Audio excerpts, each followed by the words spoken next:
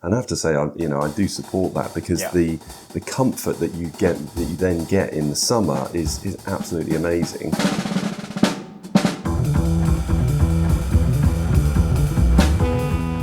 What U-value should I target in my roof? So, Andy, we do get asked a lot.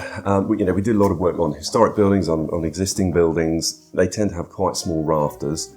There's generally a bit of a reluctance to put too much insulation in there because it's going to change the visual appearance, because people are, I don't know, sometimes maybe worried about over-insulating the roof. But what sort of U-values do you think we should really be targeting?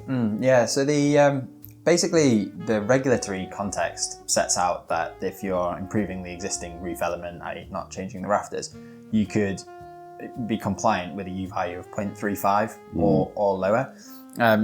Often it's the case in a historic building that you can be relatively conservative with insulation thicknesses and still make quite significant improvement, in particularly thinking about walls and so on. But roofs are exposed to so much solar radiation during the summer months that the risk of adding more insulation is relatively easy to abate with some good detailing. And actually the improvement to both energy efficiency, but particularly perception of comfort, is significant if you increase the insulation relatively significantly.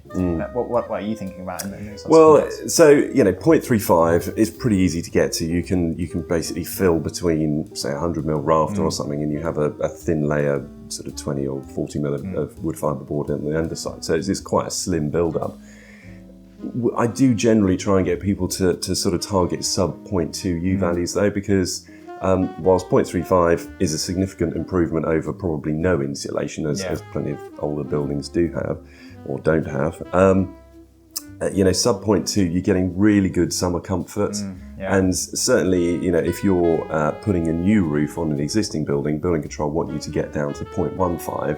And I have to say, I do support that, because the comfort that you then get in the summer is absolutely amazing, as well as obviously having really good winter comfort. And yes, the whole build-up of the roof is probably 150 rafter, 120 mil board, so it's quite a chunky build-up, but it makes for a really comfortable building. Yeah, exactly. Brilliant. Excellent.